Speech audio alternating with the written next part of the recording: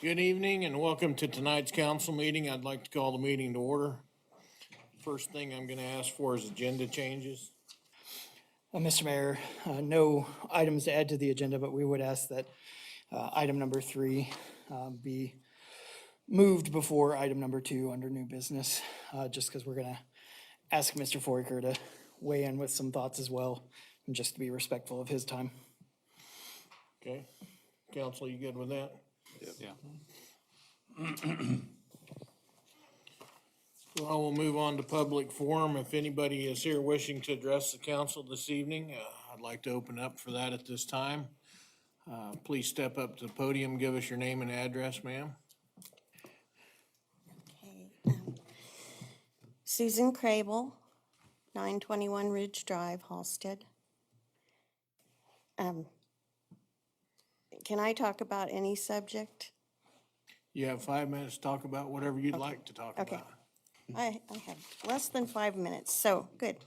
Okay, well, on the subject of the push for wind turbines in Harvey County, there are many, many reasons to question the wisdom of this, but I want to address just one, and that is the equisbeds, aquifer, groundwater, whatever the correct terminology is, I'm not sure. But anyway, we have this precious resource in our county, and it must be protected. The digging for foundations for these turbine towers in some spots in the county would go below the water table. But even if it wouldn't, how will the digging and foundation work damage or shift things in the water table? What will leach out of the foundation materials into the water? And how many towers are planned? 60, 80 or more? If built, there will be tower to ground vibrations when the blades turn. How will that affect the stability of our water resource? The seismic disturbance is increased when the vibrations of one tower meet the vibrations of another tower, and on that goes. There's also the problem of BPA.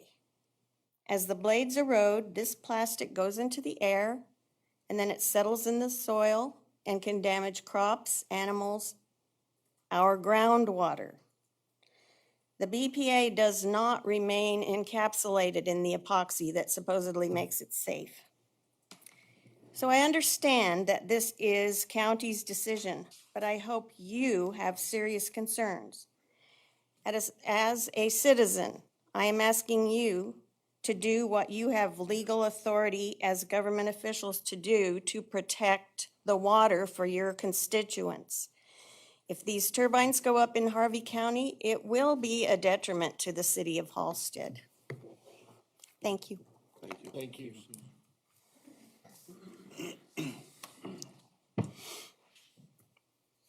Okay, is anybody else wishing to address the council that's not on the agenda this evening?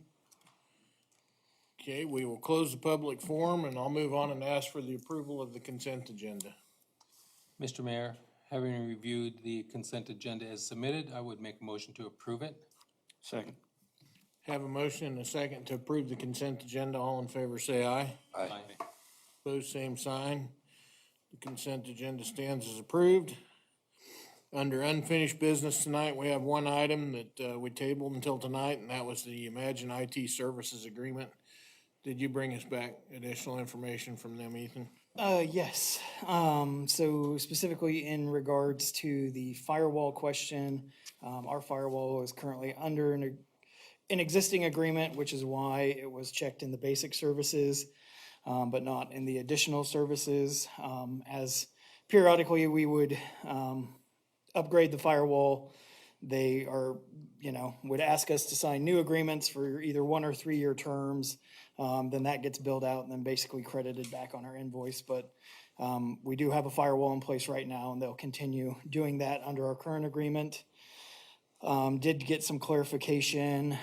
We do have basic cybersecurity coverage, some active, antivirus.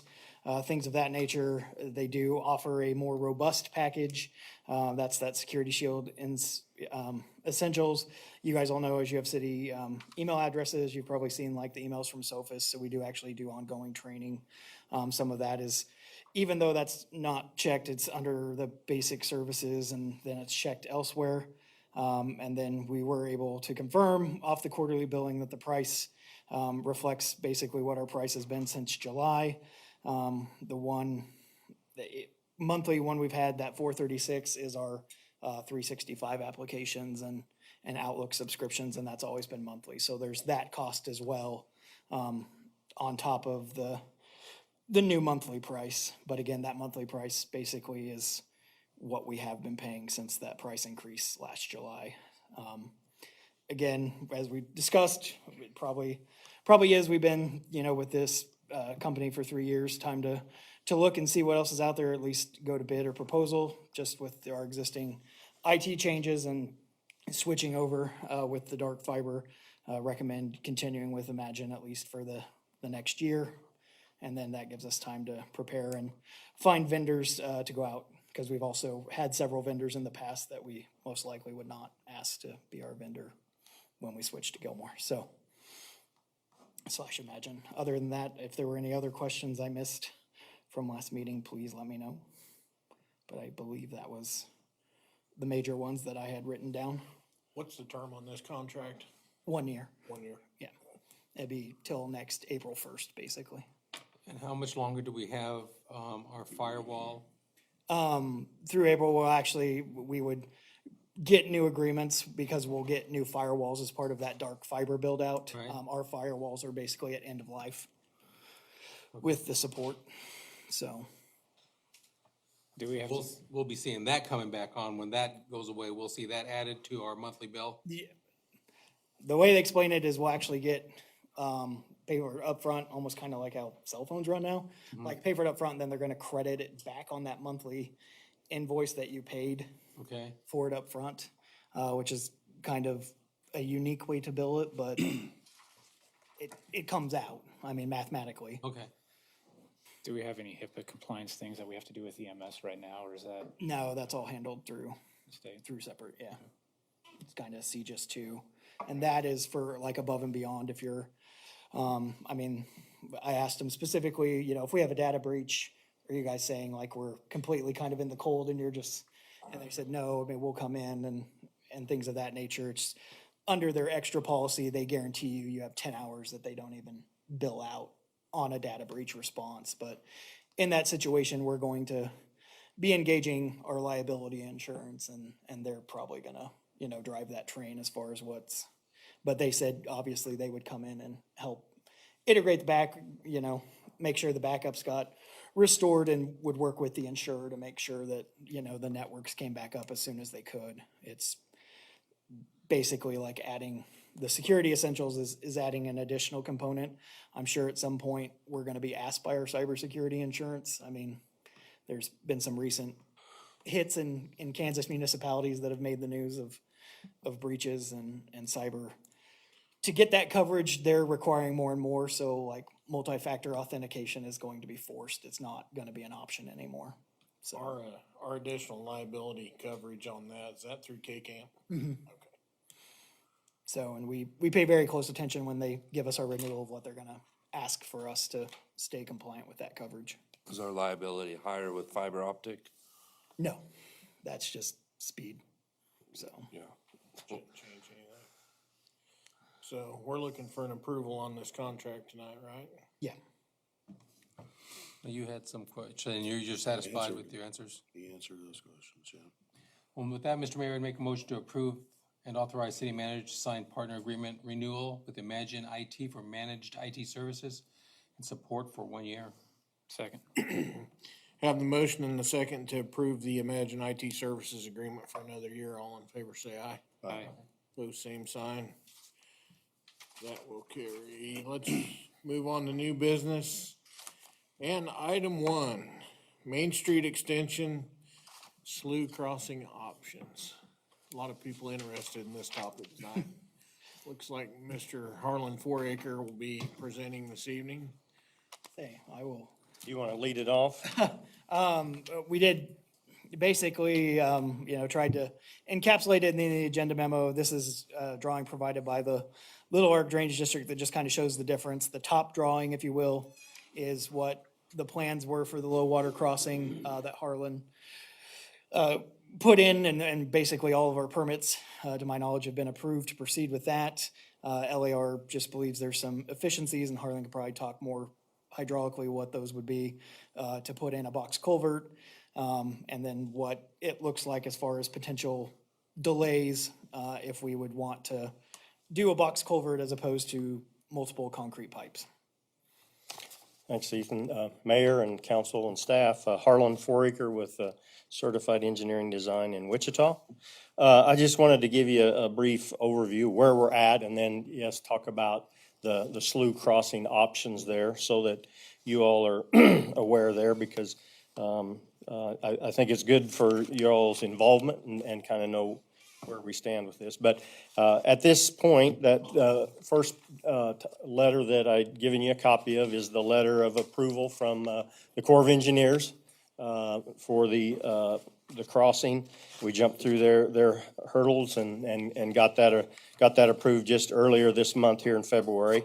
The second letter there is the DWR, Division of Water Resources, State of Kansas, that we got a permit for back in December. And so that was based upon, both of those permits are based upon the plans that we've drawn and are completed with the installation of 6 48-inch culverts and one 60-inch culvert across the slough there.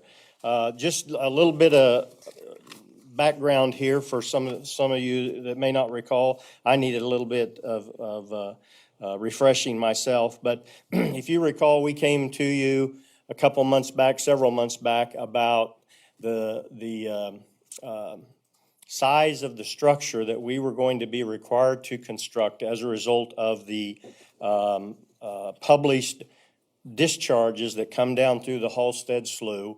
And changing those discharges takes an act of Congress. You don't just change those by asking. And so we're stuck with the discharges, and there was some discussion about, well, we don't believe those are accurate, or we've never seen flows like that. And so, but anyway, I just wanted to give you a little perspective that roughly, I noted a couple spots there where they called out that the discharge coming down through the slough for the 10-year event all the way up to the 100-year event are shown from 900 CFS to 1,300 CFS. And I guess the other reason I bring that up is when I talk about a storm event, like people say, well, we had the 100-year event, we can't have it for another 100 years. That's not accurate, because it's a measure of probability. A 100-year storm event has the chance of occurring 1% during any particular year.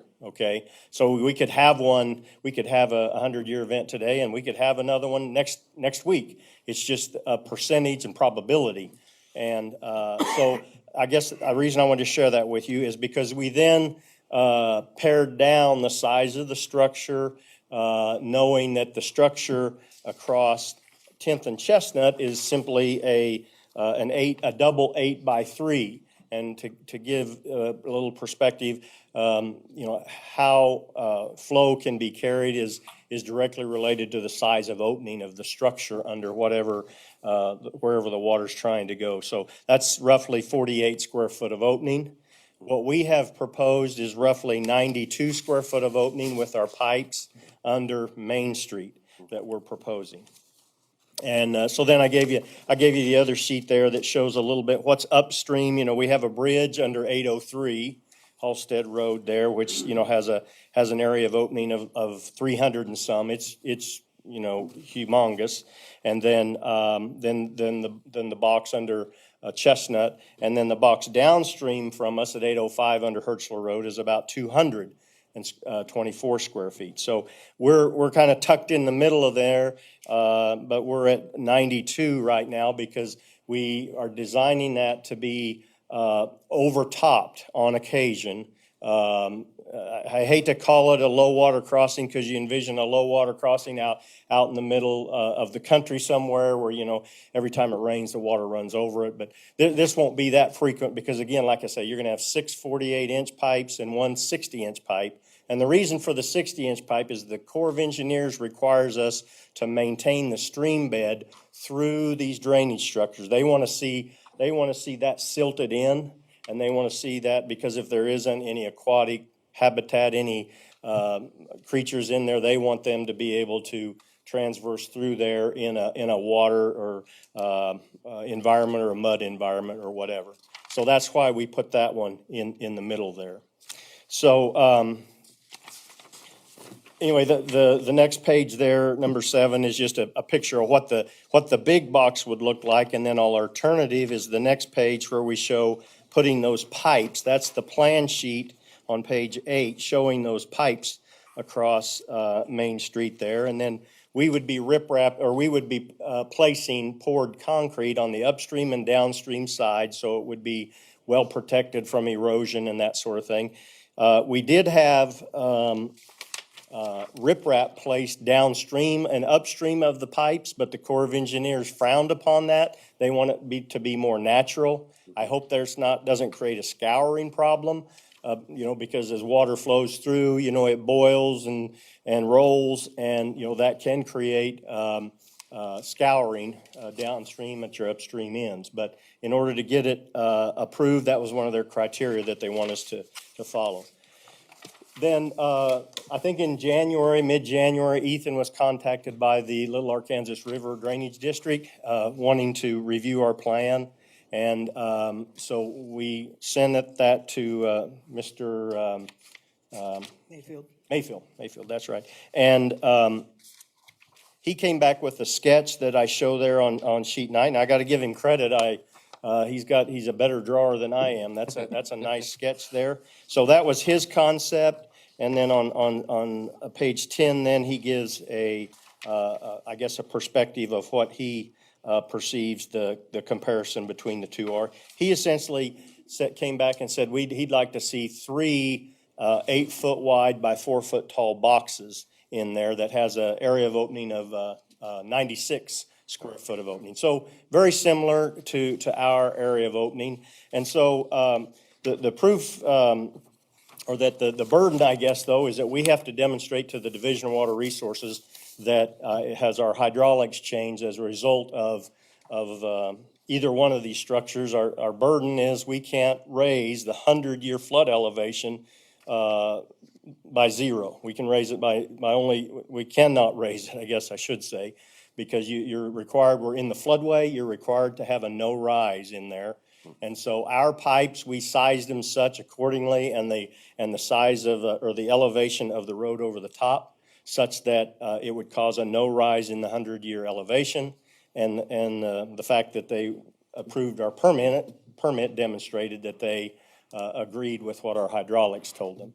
And so we did rerun the use of the 3 8x4 boxes as the drainage district requested. And for the 100-year, I can report that essentially the no rise is still in effect. It still is good for the purpose of that. And so, I was a little bit torn as to, which one would I recommend, because that may very well be what you asked me. But so I just put together on page 11 there a little bit of a table comparing some of the factors. And then the other thing I wanted to give you a perspective of what this crossing might look like looking from the end. So if you have any strong objections one way or another, I think now's the time to voice them, because when we have a contractor under contract, he bids a specific amount of work and type of work.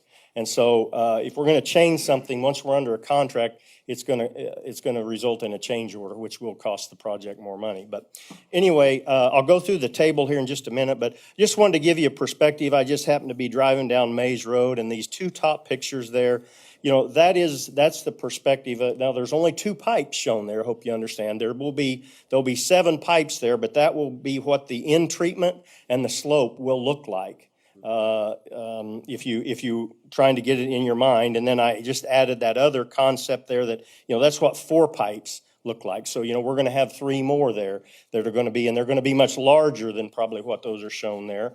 And then the bottom photo is just a photo of a precast reinforced concrete box with precast in sections. I guess contrary a little bit to the drainage district, which he, made that nice schematic drawing with a head wall and wing walls. I would recommend just using precast concrete in sections. They're sloped in sections, and they fit the slope of coming off the road. And then again, we would pour the concrete poured riprap on the sides. So I just give that to you for some visual reference so that you can have a perspective of what that's going to look like. And then a little bit of information. The top of the road's roughly about a 1386 elevation, which is what we propose for Main Street. Chestnut, the center of Chestnut Street and 10th is roughly 1387. So we'll be slightly below the elevation of the center line of Chestnut. But going back then to the table, I just show you that the area of opening that we have there is essentially the same. We're just a little bit smaller at 92.2 square feet compared to 96.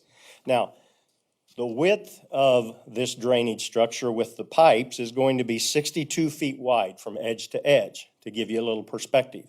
Meaning the water is going to be able to transverse through the culverts, at a wider width at flood stage. As opposed to the boxes being, I have 25, but it's actually 27 feet in that table. So there's a little bit, it's a narrower approach into the flow of the boxes. And then what I wanted to share with you then is if the proposed road elevation is 1386. Now, the 2-year water surface elevation, that I think is important for you to understand that for the boxes, a 2-year storm event that I talked about that has a 50% chance of occurring during any year, okay, is actually going to put water, about 4 inches of water up over that road, according to the hydraulic model that we use. Whereas the pipes will be below. It'll be down at a 1380, 475, so it's almost 15 inches below the top of the road.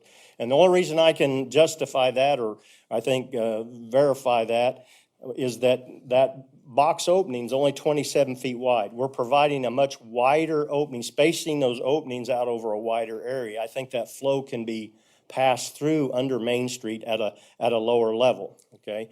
Then if you continue on to the right there on that table, you can see that the 100-year water surface elevation over the road puts about 2 foot 4 inches of water for the 100-year storm event over that road in the 100-year storm event that has a 1% chance of occurring at any particular year. So I just wanted to give you that little bit of perspective. And then I guess the bottom line here is how much is this going to cost?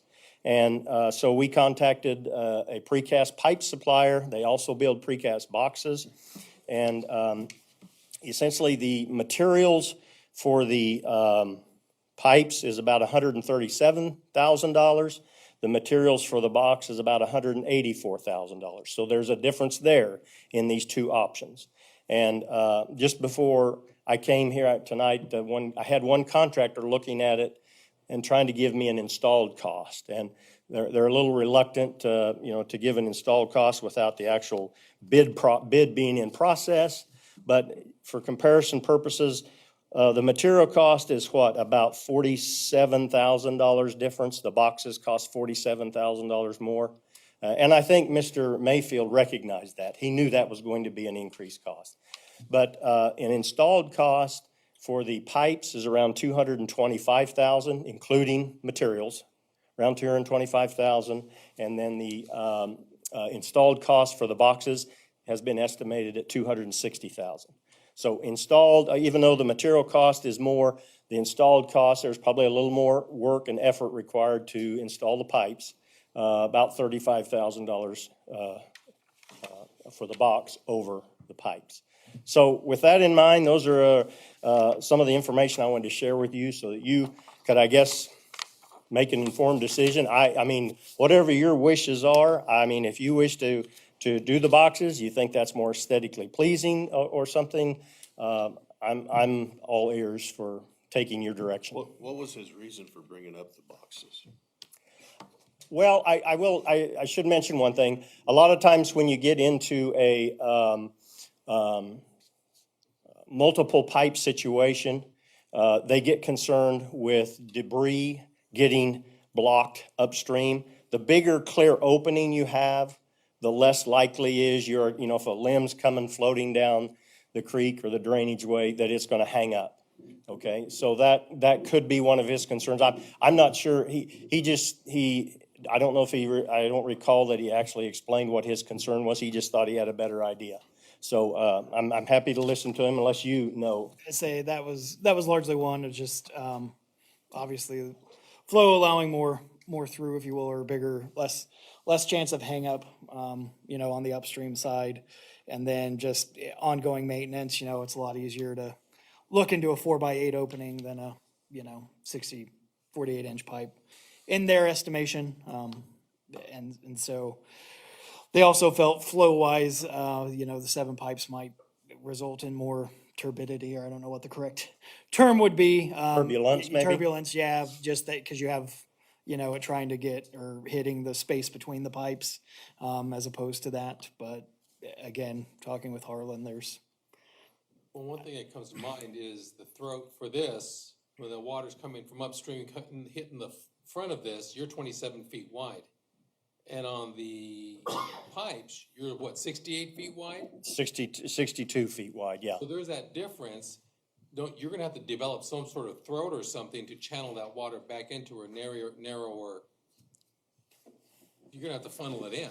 Well, yeah, there'd have to be a little bit of regrading done in the bottom of the channel in order to allow the water to spread, I guess, to hit all those pipes. But quite honestly, I think probably, if that was your concern. I'm thinking there's more work gonna have to be done if we go to the boxes, because you have to develop the channel to be narrower to hit a narrower face, a narrower throat. Yeah.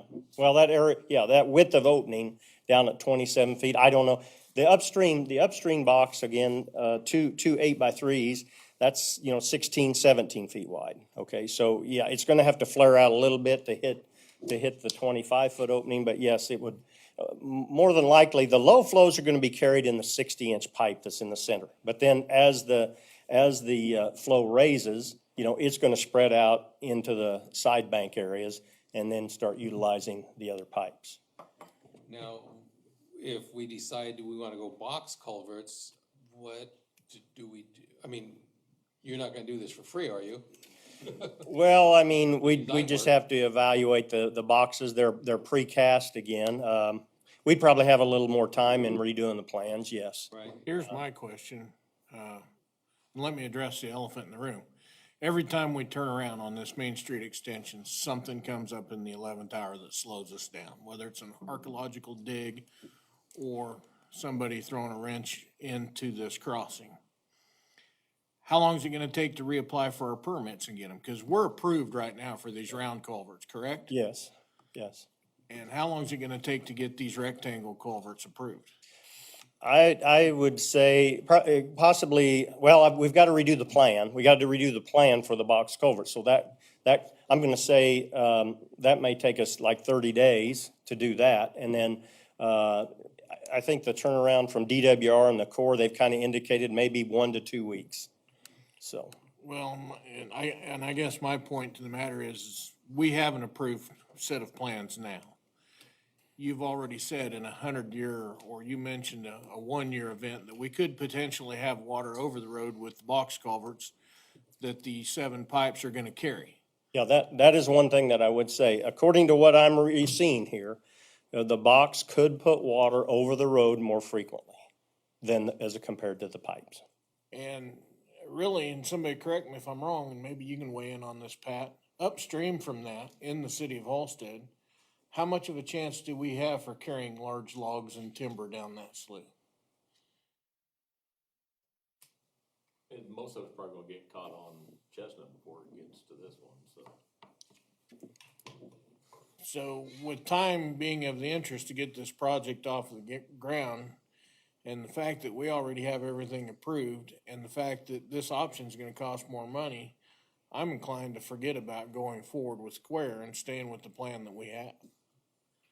It's already been approved by everybody that's looked at it, and, you know, you've got your engineering stamp on it, so if it don't work, we're gonna come back on you, right? Right, right, yeah, yeah. I mean, they're very close options, but there obviously is the increased cost factor. And, I needed to hear the pros and cons. I mean, I saw some benefits to that, but again, I have to side with the mayor on this, my personal opinion.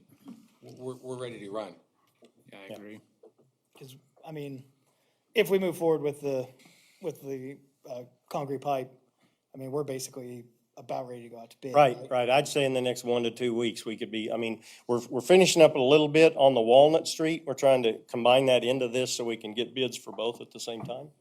But, Well, and as you're well aware of, we're gonna probably bond this project, and the longer we drag our feet and don't apply for our bonds, the higher that interest rate's gonna go up. So if we're gonna do this project this year, we need to get it going. well, like I say, I just wanted to give you the options to discuss what was on the table and, Are there any special tools we could help, those guys out with cleaning these? But I guess we don't deal with a lot of. Well, I'm not sure how much they're gonna be in here cleaning anyway. They're probably Same. working other parts. If something does come up against the face of it, we'll probably be in there cleaning it ourselves. With a backhoe or something. And that was a good point the mayor had. How much of this is going to come from upstream? And as Pat said, it's gonna probably get caught there at 10th and Chestnut. 'Cause we've already- my thought there would be similar, is that the only thing that could accumulate or there is what would fall from Chestnut to these boxes, which is a block.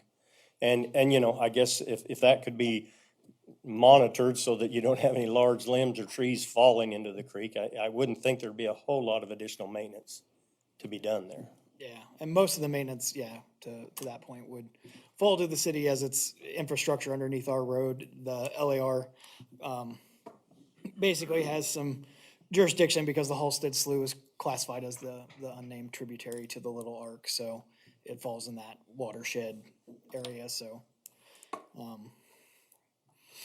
But the LAR doesn't have like a separate permitting process or anything like that. I mean, they're.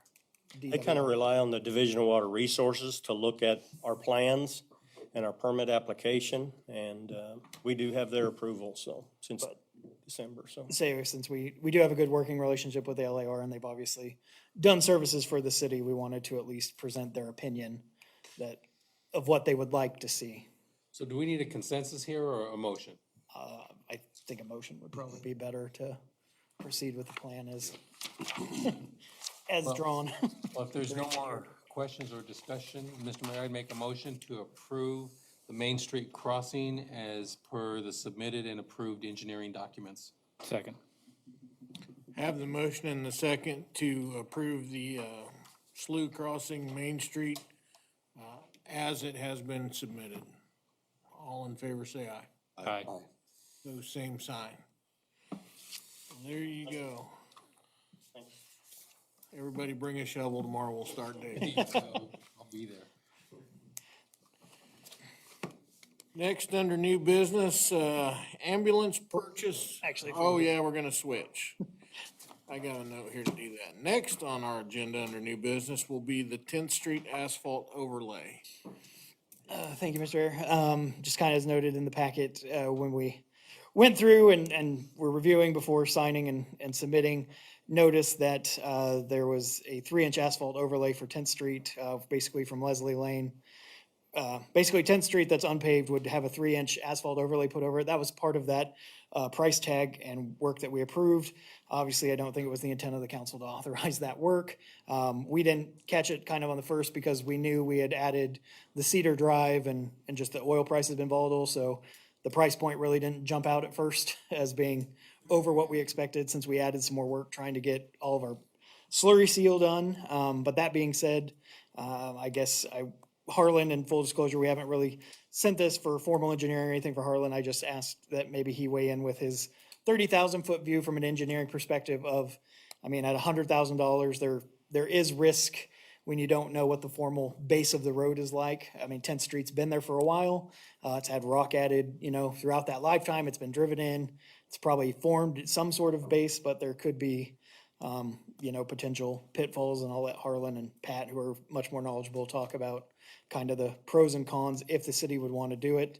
It's just thought we'd bring it forward because financially, we could cover that. I know it's been something that's been bandied about in work sessions and things of that nature of potentially looking at doing. And so since financially we would have the means, and really that's why we asked for kind of a bid on that, was more to give us a price tag going forward that we could kind of work with and try and work into our plans forward. But at that, I don't know if Pat wants to go first, or Harlan, you want to So you just kind of saved, present? we saved you some money on the slough crossing, now you're gonna spend it. Maybe, so, Well, I was just, Ethan hit me up there about 5:30 or 5 o'clock or so. I've never paved a street with 3 inches of asphalt. I'm not saying it wouldn't be a great dust reduction application there, but I would be concerned long-term.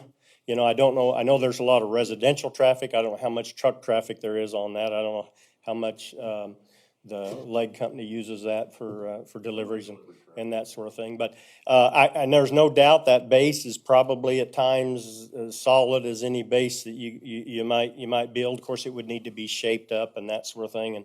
And I think Pat's had some discussions with them about that. But the other thing I was gonna share, I mean, in Wichita, on a residential street, on just a short residential cul-de-sac street, we put a rock base down and we put minimum 5 inches. 5 inches is their minimum asphalt section to go into a residential area. So if that gives you any perspective, I would be a little concerned with about 3 inches. I told Ethan, well, if you wanted to, ask them for a price for 4 or 5 inches to compare that. I think you might have that's probably going to be 2 lifts of asphalt, a 3 and a 2. And so that'd probably give you a little bit more long-term result. But yeah, I'd have trouble stamping my stamp on a 3-inch overlay. While I know it addresses the dust problem, but structurally, I just wondered if it might turn into having to have a lot of maintenance in 3 to 5 years down the road. So if we decided to go with 4 or 5 inch, should we put a posted weight limit on that particular stretch of road? Well, I guess you could. That's all up to enforcement if if a truck is gonna pay attention to that or not. But, that's like bridges, there's bridges fall in all the time because they're posted and overweight trucks. So, yeah, I mean, you could do that, and then it would just be a matter of enforcing it. But, heavy trucks, on a 5-inch asphalt, lift or 2 lifts of asphalt would be probably not a good long-term path for them, so. How many years? If we went 5 inches, how many years do you think it would hold up with occasional truck traffic? Well, I think it'd be all up to maintenance, if you kept the crack sealed, because it's probably gonna crack, and, longitudinal cracks, and then, but I think the key's gonna be the base. But I think with reasonable maintenance or regular maintenance, it could last, a 5-inch could last 10 to 15 years. Just an estimate. Again, it's a lot. How many heavy trucks do you? Cars I wouldn't be so concerned about. It's the heavy trucks. I don't think it's gonna get a lot of commercial truck traffic. It's gonna get some. Probably if we paved it, we'd probably see more trash trucks on it than anything else as far as heavier trucks. And trash trucks do have a heavy axle load. They are a problem even on residential streets, so. I mean, but there's, I guess if you were gonna go 3 inches, I'd say you'd wanna come back maybe in another year and put another 2 inches on it or something. But, Would this be something that, would it be worth coring it ahead of time to try Thank to you. make a decision? Thank you. Harlan, what do you think? I mean, wouldn't be a bad idea to have maybe some a little bit of soil testing there done, so that not only do I mean, is it 2 inches of rock? You've probably been putting on rock and sand on that for 10, 15 years, haven't you? I'd like to see a core, because if we get into this and it starts going south in 3 years, 4 years, we're gonna have egg on our face. Because from what I understand, the city's responsible for the base prep, right? They're just gonna come out and lay it. Yeah, I did talk to them about that, and they came out with a contractor they use, and they recommended throwing another 1.5 inches and just rock on top and working that and compacting. And then they felt it's fairly solid. And the road itself is fairly solid. It does have some, mud starting to come up in a couple places we've been adding some rock too. Well, you've got to get a good crown in the road. That's and the water's got to be able to get off in the ditches. Even though it may not go anywhere, it needs to stand in the ditches as opposed to standing on the road. Yeah. Now, do they do overlay, or are they hiring this done? That's what started this conversation. Because I'm not familiar that They just bought a laydown machine. Okay. So they're just getting into paving, and that's kind of where this came from. Well, just throw me a price on what 3 inches would cost for this road. So you're gonna be the test project. I mean, I don't mean that, I know, maybe they can give you a reference that they've done paving at, so. Yeah, but, I've done enough paving, straight paving, I wouldn't be too concerned about that part of it, cause it is just laying asphalt and rolling it down. It's true, there is hopefully they've got some crew that's been around some of this. I didn't get into detail with them on that. And you might find out what mix they're gonna use, what Yeah, and what that'd asphalt be- mix they're gonna, somebody has to BM2, come like a up to- KDOT mix, or City of Wichita mix or something. Who their supplier is. We probably supply, Harlan, I don't know if you can speak to this, do you have any idea what percentage it might add if we got a bid to go to 5 inches rather than, we got the 3 accounted for, if we wanted to go 5, what we might be looking like at an upcharge? Oh, I mean, it obviously wouldn't be double. I mean, again, and I don't even know that if you took that price and divided by 3 inches and then took it times 5, 180,000. Okay. as opposed to what was the bid? I don't, 100,000. It was basically Okay. right at 100. okay. And you might even get some cost to scale reduction for that. Well, I think where we need to start is to have some cores done, so maybe send Ethan a proposal to do some coring where you would think it would be necessary to look at that street. Yeah, I'd probably just get a lab out to do that, like a Terracon or a GSI or an Allied.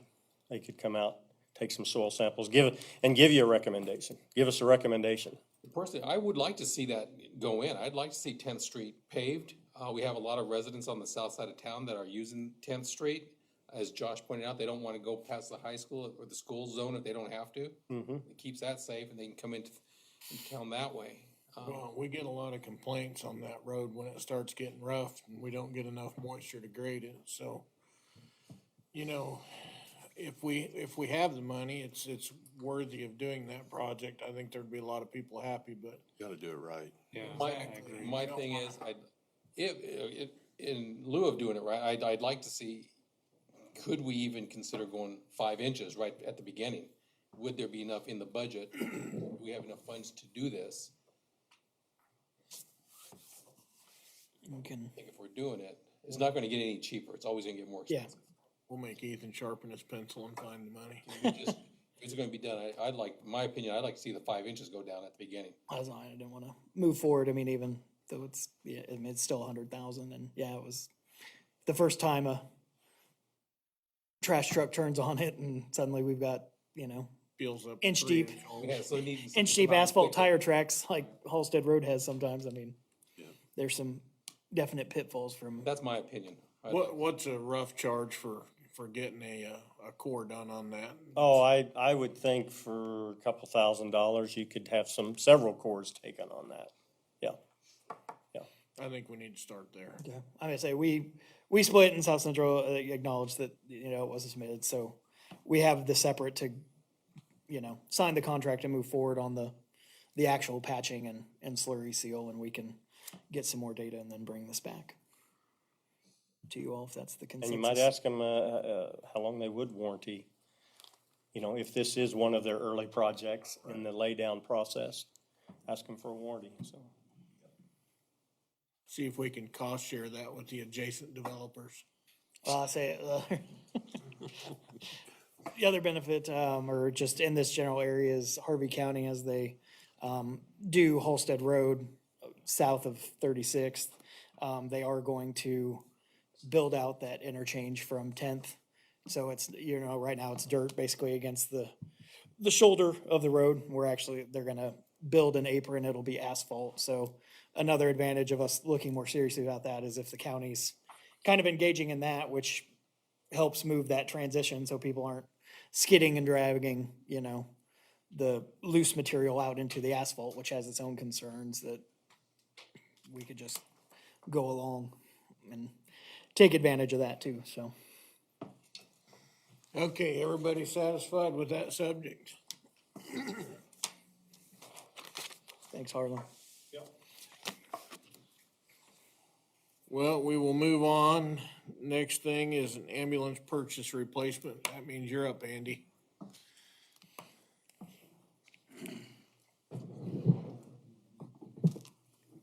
Thank you, Mr. Mayor and council members. You'll remember when we went over capital stuff, when we were setting things on our 5-year timeline and plan, the ambulance replacement was set to be discussed for 2024. I'm bringing it up now just because deliveries are now so far back, we're probably not going to see it until 25. We're here now so we can get our place in line on the production assemblies.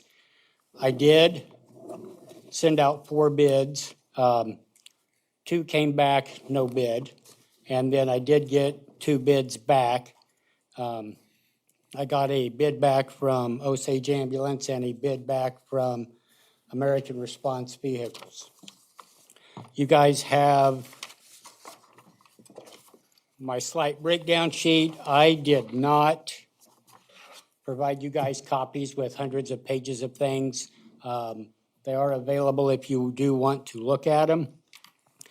And this actually breaks down into 2 different pieces. One piece being the medic unit itself, and the second piece being the cot replacement with the load system.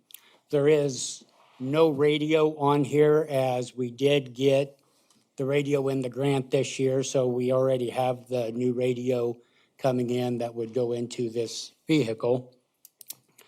Both vendors, due to the timeout and how Stryker pricing keeps going up, they just did a price hike in February. They generally do one every October, at the end of October. The cot and the mount would be the one thing that would be prepaid. Everything else is paid up on delivery of the unit. The cot and load system, we can purchase cheaper directly ourselves as opposed through the vendor. So that's why I'm saying I'm splitting these 2 out, not into a single package price.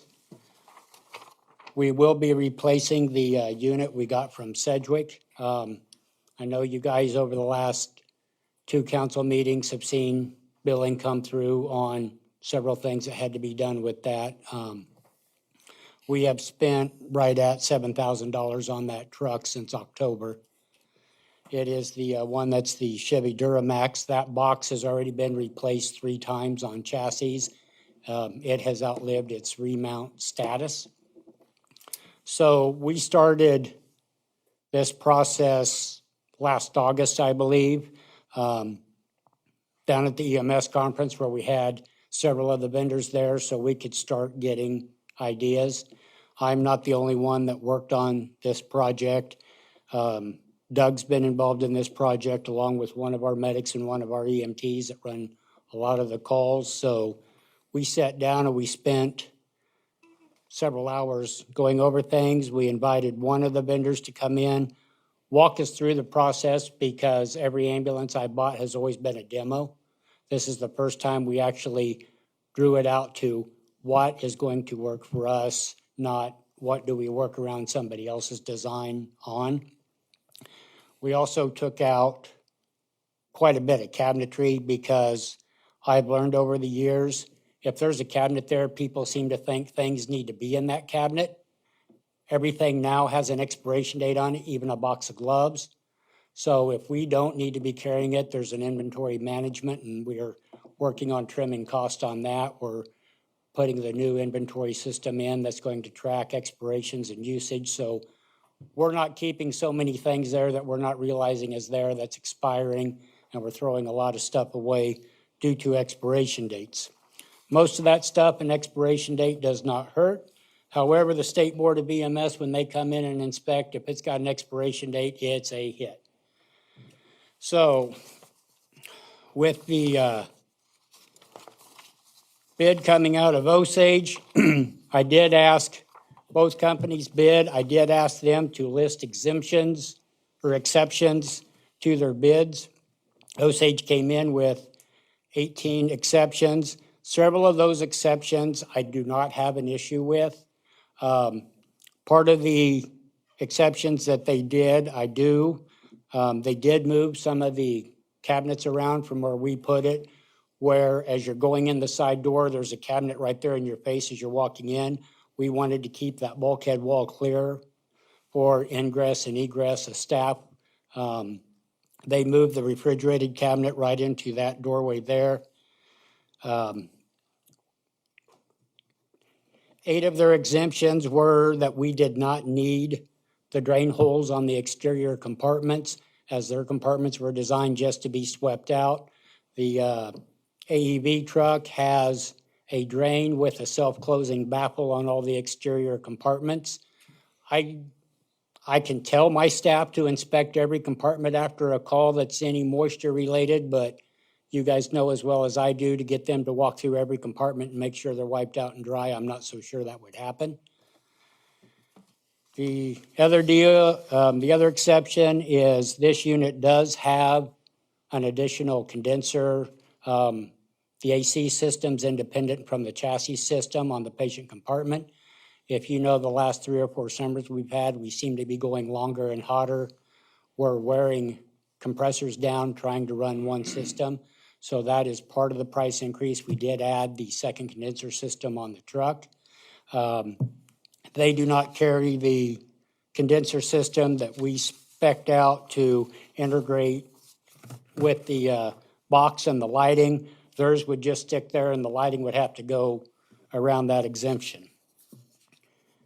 And then they did change the control system to a push-button system as opposed to the multiplex system that we put in the bid to track what everything's doing. This also does, since we did have that fun little epidemic episode not too long back, does have the integrated UV lighting and the reverse air filtering. We can actually negative pressure part of that truck if we need to, be it tuberculosis or anything else. I'm not going to refer back to the one, but there's enough other things out there that we can reverse the system down to. Osage is telling me third quarter of 2025 on delivery. I gave a couple ballpark dates on the ARV unit, which is late 24, early 25. Those dates I set there, I said as if we were meeting 2 weeks ago, but I wasn't quite ready, so I did ask Ethan to set us back 2 weeks. So it'll be a little bit further back from that. I do have the specs and the drawings if anybody does want to look at them. Like I said, I didn't think you guys wanted copies of these to start roaming through, but we do have them. This wasn't a overnight idea. Like I said, we've been working on this for a while now. Both of these bids are specified to when this truck life does wear out, this patient module can be moved to another chassis, so it is remountable chassis. That was one of the requirements. And with any luck, this is probably the last ambulance I'll ever buy because our other truck still has one more remount available to it. It will be remounted, not replaced on it. So That patient compartment, that must be about what, 2/3 the cost of the unit? a lot of it is product liability. And I do have all the warranty paperwork, all the crash test and all the engineering specifications that were met. I will note on one of the exceptions under the crashworthiness, Osage does tell me they just set forth by the AMD, KKK, and CAAS certification. They don't do their actual crash testing and meet the minimums. AEB meets the minimums, but they also have a independent laboratory, and they do further crash studies to see what's going to crumple vehicles hit from the side. I just feel it has a higher safety rating, and we spend a lot of our time focusing on staff and patient safety should something inevitable happen. I mean, we went as far as what's the seatbelt retainers, what are the types of seatbelts? I mean, a lot of that came into factoring when we made this decision. The chassis on both these ambulances, is it pretty much the same? Yes, they were both requested to be a gas E450 chassis. We did start to look at going with the Type 2 ambulance, which was the transit, looking at going with the smaller one with part of the cost cutting. However, in our process of going out and visiting people, I've had 2 counties now tell me they're a great transfer truck and they're wonderful if you keep them on asphalt, but both of them have had them on 911 calls in rural areas, and they're replacing front ends with them. They're having issues with the front ends on those ambulances. So we elected just at this point, since we have a lot of rural area, that we avoided even going that route to review those. And then the truck chassis one was a little higher, so we just stayed with the same design that we have now. So both these bids are very close together, Andy. Do you have a preference on which one you like the best as far as the manufacturer? Well, meeting the bid specs, I would personally like to go with the ARB AEB unit. It did come in a little bit higher. They did meet every specification we asked. They are also the ones that kind of helped us learn the process of what we were doing. The Osage one, they emailed me everything. The AEB one, they actually shipped everything out to us. I did go and look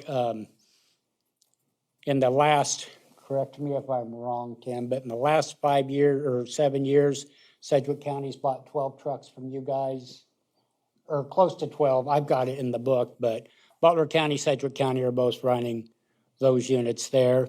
I did check with MedAct. I was checking with people that run the trucks harder to see their pros and cons. MedAct runs one of the companies that did not bid, so I just excluded even asking any more questions at that point. And I will say, and I did visit with Tim just a little bit. Mr. Leichner's actually from ARV. He came in case you guys had any questions. As we slowly went through all the bid specs, there are a few minor changes that we will make at the end, but there is nothing that will price increase. There were a few things added on that got duplicated that we're going to be taking off. So we're going to shave some stuff off of this, but I can't tell an amount of what we're shaving off. I mean, we did not put bells and whistles and everything fancy in here. We met the standard safety health standard and what works better for the EMS crew to be able to treat a patient and not just we do the demo and we work around what a manufacturer built. With the Osage, after I looked it over, I almost feel they gave us one of their blueprint ambulances and just made some changes to it, where the AEB spec was, here's what you asked for, here's what we're presenting. Council, anybody else have any questions for Andy? A lot there, thank you. It's a lot there, and I will admit, when I got these 2 bids in, I had chest pain when I looked at the prices because they came in higher than I thought they would. And I will make note on the Osage bid, that is not a locked price. They will not lock the chassis price till the chassis is purchased. And they did put that on there that that price is still fluid. It's not a committed price because if Ford raises the chassis, they're going to raise the price on it. Where AEB says if there's a chassis price change, that's going to be on them, not us. When's the last time we bought a new, we've never bought a new ambulance, have we? I bought a new ambulance shortly after I got here in 2010, and that was a demo. Okay, Everything else I've done remounts on. okay. And as far as the cot and the power load system, if we go to move ambulances, that power load system is remountable with the ambulance. It's not like we have to go spend that again. This is a one-time purchase add-on that normally would not have been there. I visited with Ethan on that. Our biggest deal with that is back injuries and workman's comp. One back injury, we have this covered, and those back injuries just keep haunting us. And Any grants from K-Camp that we could put toward that? we have a grant out for that load system on our other ambulance right now. How many other cities are gonna need our help in the future as far as like Sedgwick? You know, right now, I can't answer that. That is a very fluid target any given day of the week. It just seems, I wish I had the crystal ball, Commissioner Lehman can answer that, but yeah. It seems to me like we're gonna need more ambulances than what we have now, even buying one for the future.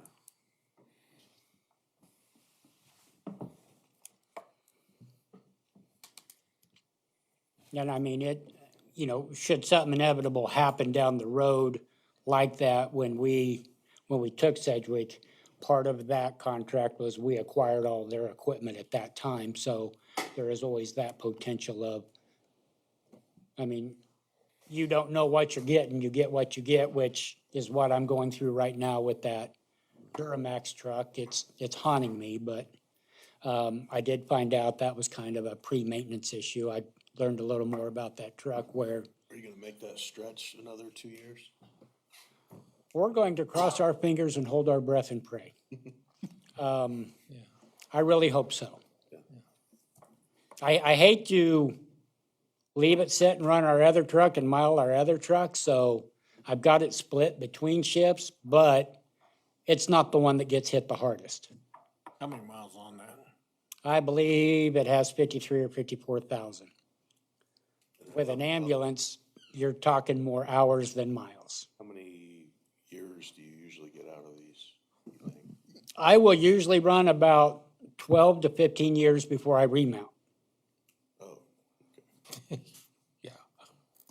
Now, if our call volume took a massive spike, that would be different. But with our current maintenance plan and how we're doing, that's where we're at on that. okay. I think that's an important. Remount works should there not be a catastrophic issue happen. Well, a lot of discussion. If there's no more questions or comments, Mr. Mayor, I'd make a motion to accept bid from ARV AEV with a cost not to exceed $285,000 and approve ordering from Stryker directly a power loader and Power Pro XT cot to be installed by ARV with a cost not exceeding $54,000 from Stryker Medical. Second. Have the motion and the second to approve this new ambulance and the auto load cot system. All in favor, say aye. Aye. Pose same sign. Get it ordered, Andy. Yes, sir. It's gonna be so long before we'll see it. Yeah, it's not gonna be something you're gonna see right away, so. Like I said, you guys are more than welcome to come and wade through all this if you're interested. I'd rather just corner that guy later. Ask him the questions. No, I think we're good. Thank you. Thanks for coming in. Oh, our next item on the agenda is we need to set a work session. When would you like to do this, Ethan? We would suggest no sooner than the week of March 13th, but definitely before the end of the month in March. And basically, as we do every first quarter, we'll talk, those big budget priorities as we are already working on the 2024 budget and where we want to prioritize spending for that budget year. We also need to, obviously, as the deadlines draw near for talking about where we're going to obligate the monies that we receive through ARPA provide kind of an update on the strategic plan, because obviously with pandemic, we got kind of delayed, so presenting where we're at. And then some other, just housekeeping projects we need to get done, but there are costs associated with that, like our comprehensive plan, and we kind of, had some estimated costs, but want to present that to the governing body just so you're all aware or don't have sticker shock in the meeting when we talk about what it really truly does cost to get the work behind those plans, so. I will not be available March 17th through the 25th, so. The 14th or 15th works for me. And the week that works best for me is the week of the 20th, as I have a couple of doctor's appointments. They're gonna abuse me, so. I can do any time in the week of the 13th or the 20th.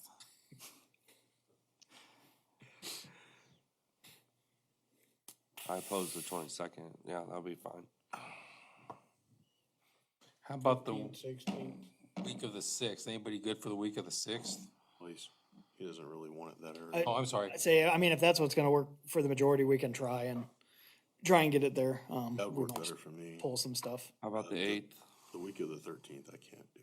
But yeah, I'd say I knew spring break's going on and everything else, so, Yeah. yeah. But if we need to go the week of March 6th, we can try and make that. It can work. We'll just pull anything, or we can always schedule another work session if there's something we didn't get covered, so. You guys like the 8th? I can do the 8th. I can do the 8th. Sure. Let's do that then. You guys wanna start a little earlier, 6, or you want us to keep it at 7? 6. 6. Do we need a motion on that? Yes, please. Yes. Mr. Mayor, make a motion to set a city council work session for March 8th at 6 PM. Second. Have a motion and a second to set a council work session March 8th at 6 PM. All in favor, say aye. Aye. Aye. Pose the same sign. Well, that carries. That concludes our new business portion of our agenda. We do have one executive session on the agenda tonight, and I would entertain the motion for that now. And Mr. Mayor, I move that the Halstead City Council recess into executive session to discuss pending contract negotiations pursuant to the consultation with an attorney on matters that would be deemed privilege in the attorney-client relationship, exception KSA 754319B2, and ask that in addition to the governing body, the following persons join the governing body in executive session: the city manager and city attorney. The open meeting and governing body to reconvene in the city council chambers at 8:40 PM. Second. Have a motion and a second to enter into executive session. All in favor, say aye. Aye. Pose same sign. We will move to the small meeting room, council.